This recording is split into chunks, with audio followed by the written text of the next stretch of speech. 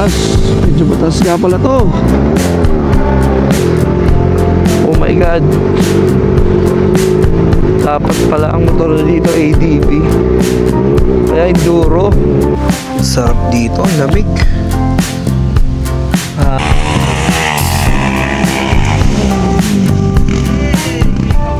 Shish, uwi na.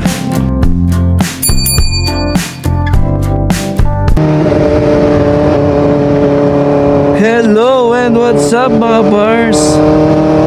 So today, naisipan ko nga palang pumunta ng DRT para makapagkape. Puntahan natin yung Digos saka Amadora or kung ano mang kape yung makikita natin to.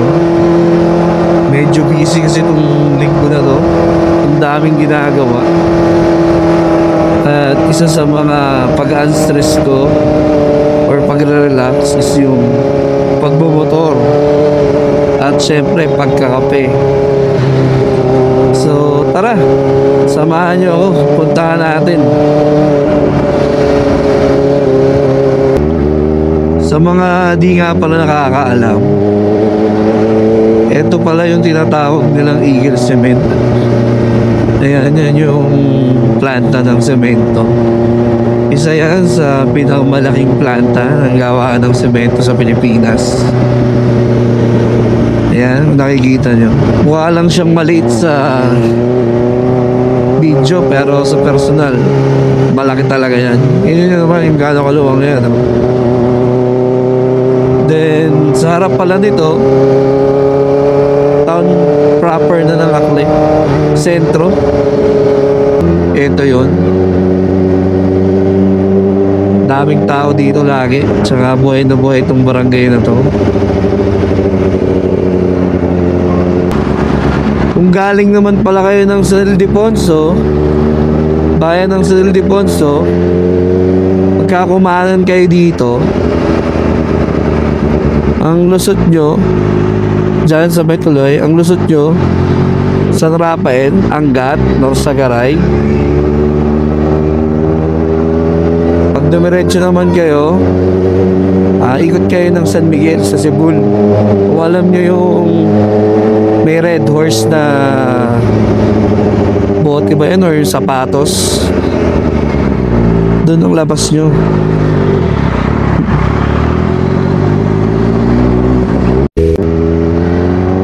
Okay, nandito na tayo. Pagdating nyo dito sa part na to, maganda na daan. Masarap na bumangking, pero syempre with care. Kasi uso dito yung mga asong tumatawid. Pag natsambangan kayo nun, sigurado gugulong kayo.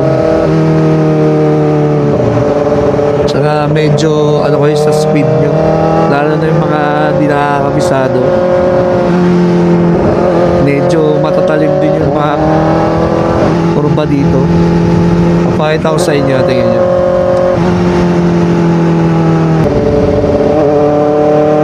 Aliwalas, sarap magmotor, sarap ng sariwang hangin.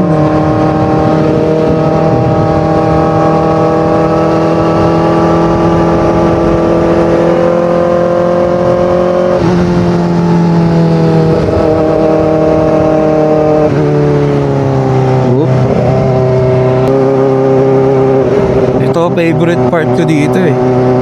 Ito, ganda oh. Ang lilim, tsaka ang lamig.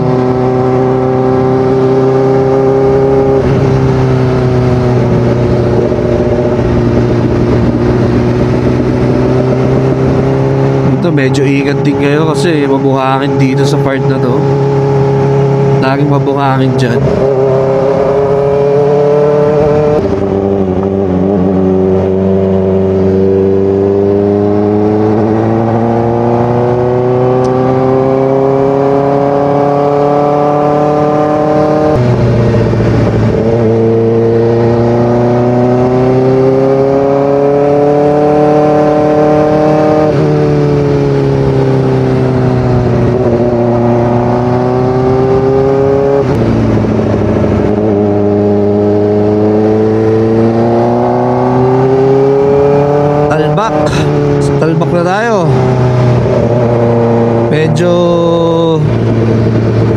malapit na tayo dun sa kapihan na pagkakapihan natin. Didiretso ko ng konti para kahit pa paano makita nyo yung pinaka-highlight ng DRT at may turo ko sa inyo yung mga lugar kung saan namimitik yung mga photographer dito. Ganda rin dito, maliwalas. Diyan, okay din kape dyan sa Raj. O kaya dito sa Digas Hills, papasok tayo dyan, may bayad lang.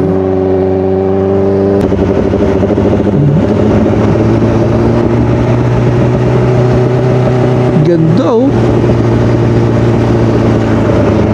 Pag mahilig ka sa nature, tapos mahilig ka magmotor, talagang mawiwili ka bumalik-balik dito. Kaya thankful na rin ako. Kahit pa paano malapit ako dito. Pag gusto kong magtanggal ng kanilang kamay or gusto ko lumanghap ng sariwang hangin, saglit lang, nasa DRT kagad ako.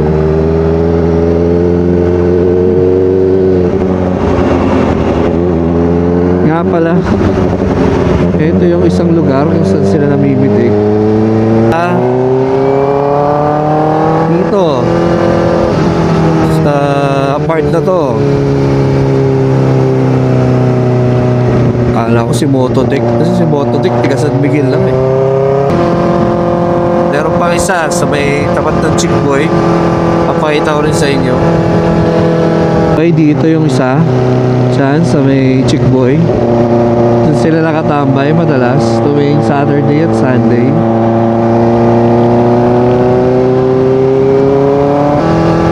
Pwede mo na ihalin tulad to sa Marilaki. Actually, para sa akin, mas matataling pa yung nandito sa Marilaki.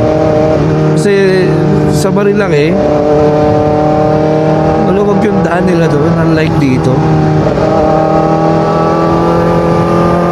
Tapos ayan, minsan biglang may sanga, biglang liliit, biglang ikipot yung daan, biglang mabuhangin dyan. Aware na aware kayo dyan, no? Madulas yan. Kasi ito pa pala yung isang pagkakapihan, Tilapilon Hills.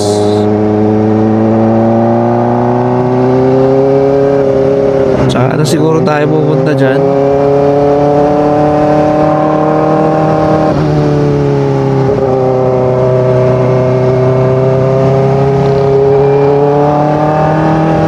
Sarap ng motor kahit mainit.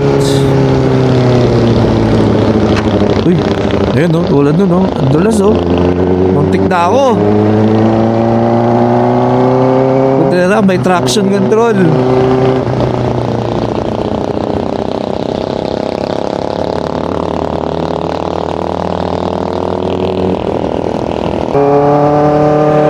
Ganda oh. Wow.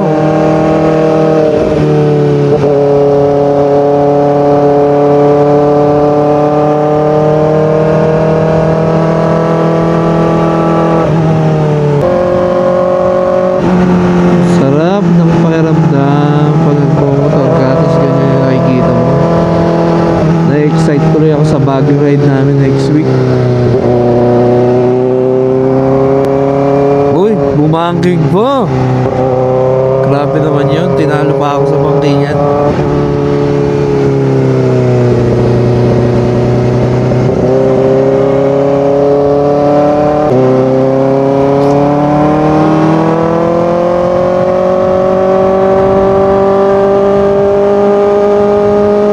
Peaceful ng lugar. Sarap talaga magmotor dito.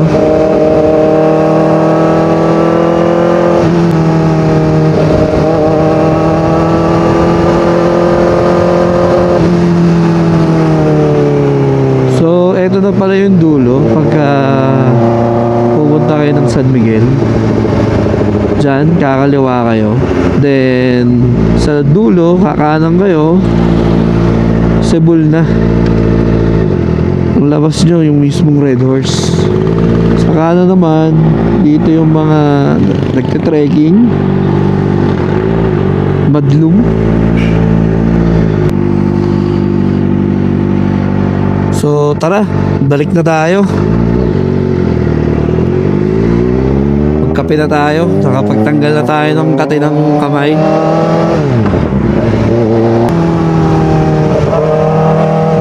Sarap pagmotor sa DRT. Kahit tanghaling tapat, mapuno, hindi masyadong mainit. Tapos solo ko pa. Nakapag-practice ka talaga bumangking. Tapos ganyan ba yung makikita mo. Sa mga gusto nga palang mag-campsite, madami dito. Madami ko na daanan nagka-campsite. Pwede yun sa mga mahilig sa nature. Gusto may iba man lang yung paligid nila.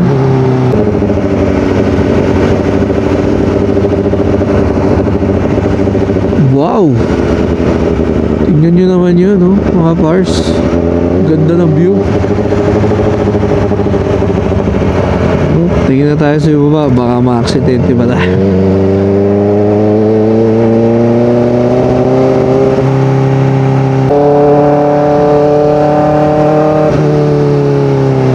Uy, naku, mamamatay ka.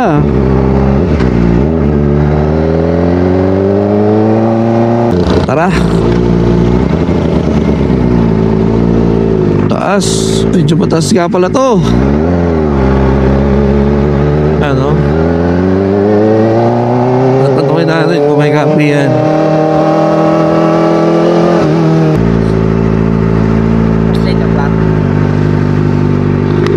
Ha?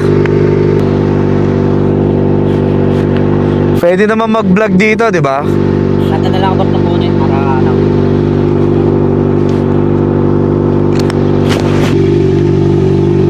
Ano kailangan? Pangalan? Ako, wala na po ako pangalan.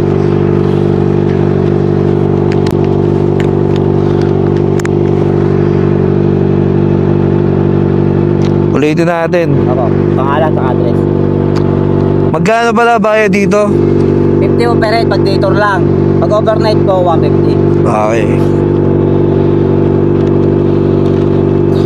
Alam ko may swimming pool din dito, di ba? Oo. May presyo ka ba? Nakaseparate na po yung mga bayad doon eh. Ang swimming pool lang alam ko 100 per head. Buong maghapon din yun. Pagka overnight, Hindi ko rin alam kasi doon kaya ano, ang alam ko 12 hours lang. okay, sige. So, 50 pesos yung bayad sa mga gustong pag-day tour sa Digos. Ako, putya, hindi kaya sumayad yung ano ko. Takay na, baka hindi na ako makalabas. Oh my God.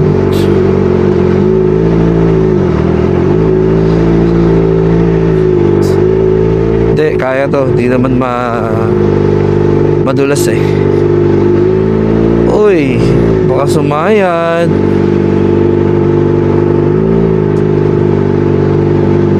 Dapat pala ang motor na dito ADB. Kaya enduro.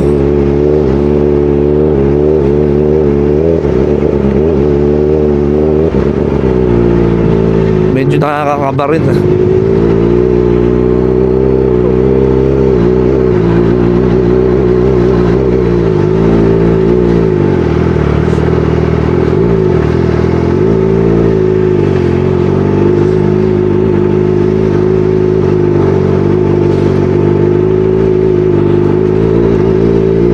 Pwede ka mag-camping din pala dito.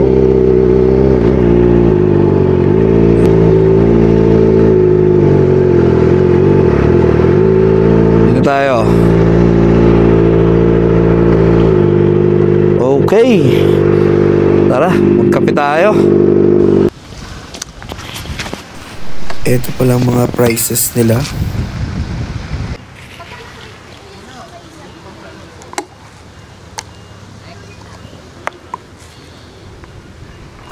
Ang sarap magkape, sobrang chill lang. So tara, maglipo tayo.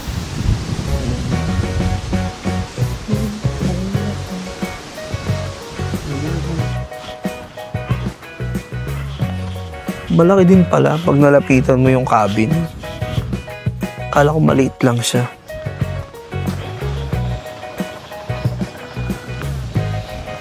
Oh.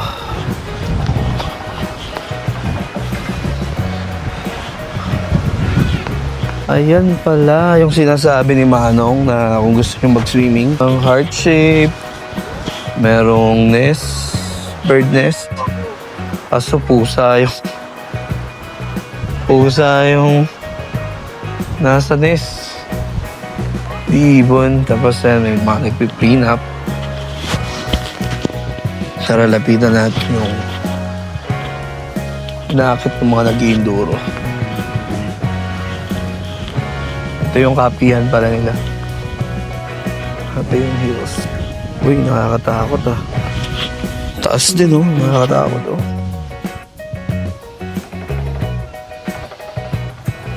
Yan. Buti hindi umulan, pinagbigyan tayo.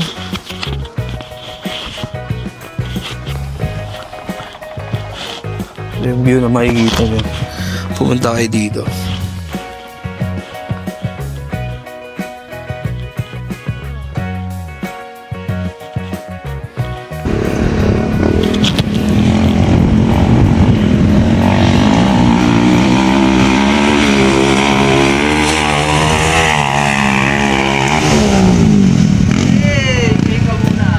Sheesh. Uwi na.